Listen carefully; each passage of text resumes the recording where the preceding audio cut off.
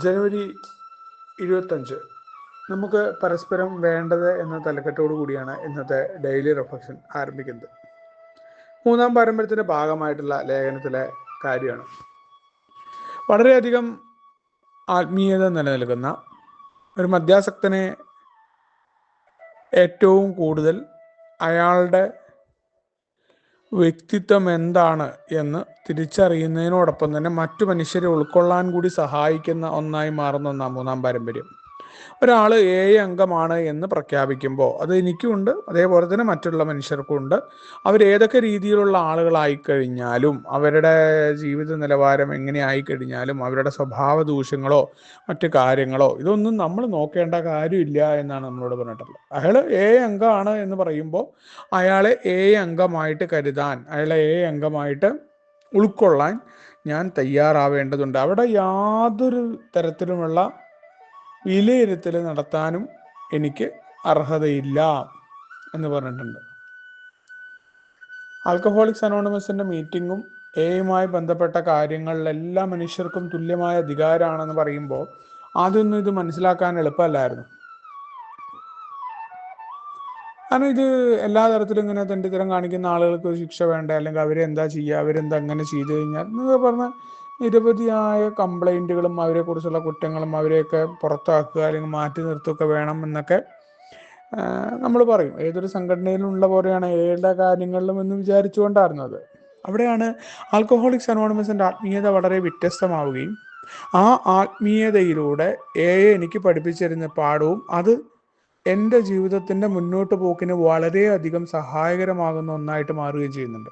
കാരണം ജീവിതം അനിയന്ത്രിതമായി എന്ന് തിരിച്ചറിയുന്ന ഒരു മദ്യാസക്തനെ സംബന്ധിച്ചിടത്തോളം എന്തുകൊണ്ടാണ് ജീവിതം അനിയന്ത്രിതമായത്? ജീവിതത്തിൽ വരുന്ന സാഹചര്യങ്ങളെയും ആളുകളെയും അവരായി ഉൾക്കൊള്ളാൻ പലപ്പോഴും ഞാനെന്ന മദ്യാസക്തന് സാധിച്ചിരുന്നില്ല എന്ന യാഥാർത്ഥ്യം നിലനിൽക്കെ ഈ ഒരു പാരമ്പര്യം ഞാൻ പാലിക്കാൻ തയ്യാറാകുമ്പോൾ ആൽക്കഹോളിക്സ് അനോണിമസിലേക്ക് കടന്നു വരുന്ന മറ്റംഗങ്ങൾ, ആ മറ്റംഗങ്ങളെ ഒരു ഏകോദര സഹോദരങ്ങളെ പോലെ ഞാൻ കണക്കാക്കാനും പ്രാഥമിക ഉദ്ദേശം എനിക്ക് ആ സഹോദരൻ്റെ അടുത്ത് കിട്ടേണ്ടത് മദ്യരഹിതമായിരിക്കാനായിട്ട് എടുക്കുന്ന മാർഗങ്ങൾ, അതിലാവശ്യമുള്ള ഭാഗങ്ങൾ എടുക്കുക എന്നുള്ളതാണ്.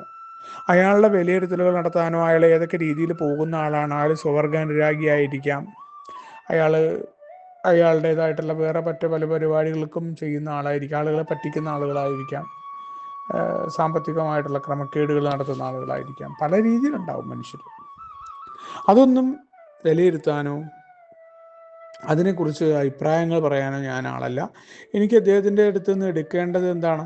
മദ്യരഹിതമായ സുബോധാവസ്ഥയ്ക്കായിട്ട് അദ്ദേഹം എന്ത് മാർഗമാണ് സ്വീകരിക്കുന്നത്, അതിലെന്തെങ്കിലും കാര്യങ്ങൾ നമുക്ക് ജീവിതത്തിൽ പകർത്താൻ പറ്റുമോ, ഇത്രയും കാര്യങ്ങൾ മാത്രം എടുത്താൽ മതി എന്ന് പറയുന്നുണ്ട്.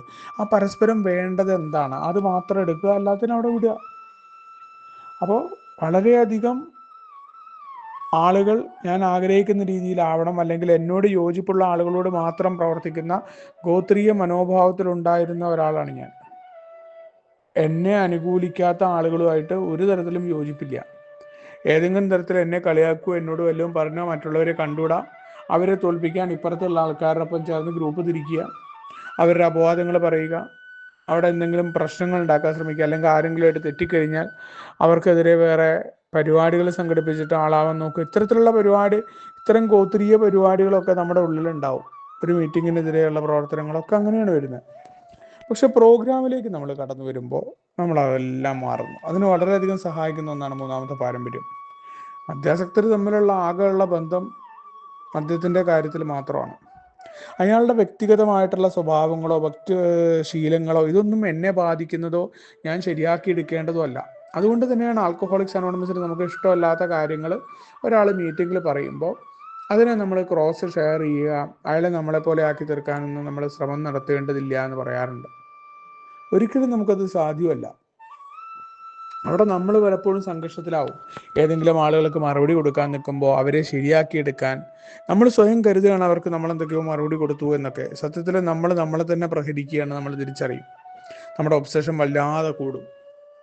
അവിടെയാണ് പ്രോഗ്രാം പറയുന്നത്, ഇത്തരം പരിപാടിക്ക് നിൽക്കണ്ട, മൂന്നാം പാരമ്പര്യത്തെ വളരെ കൃത്യമായിട്ട് പാലിക്കാനായിട്ട് നീ തയ്യാറാവുക, നീ നിന്റെ പരിശോധനയിലേക്ക് തിരിച്ചു വരിക, നീ നിന്റെ സഹോദരനെ ഏതൊക്കെ തരത്തിലാണ് വിലയിരുത്താനായിട്ട് ശ്രമിക്കുന്നത്, അവിടങ്ങളിലൊക്കെ നീ ഉയർന്നു നിൽക്കുന്നതാണ്, നിനക്ക് മറ്റുള്ളവരെക്കാൾ എന്തൊക്കെയോ കൂടുതലുണ്ട് എന്നുള്ള തോന്നലുകൾ കടന്നു വരുമ്പോൾ അതിനെ ഇല്ലായ്മ ചെയ്യാനായിട്ട് പറയുന്ന മൂന്നാം പാരമ്പര്യത്തെ കൃത്യമായിട്ട് പാലിക്കാനുള്ള തയ്യാറെടുപ്പ് ഉണ്ടാവണം. പരസ്പരം വേണ്ടത് എന്താണെന്നുള്ള കാര്യത്തിൽ വളരെ കൃത്യമായി എന്നെ ഓർമ്മപ്പെടുത്തിക്കൊണ്ട് ഓരോ ദിവസവും മദ്യരഹിതമായ സുബോധാവസ്ഥ കൈവരിക്കാനായിക്കൊണ്ട് പറയുന്ന അറ്റങ്ങളോട് നമുക്ക് ഒരുമിച്ച് മുന്നോട്ട് പോകാം. ശുഭദിനം, സുപ്രഭാതം.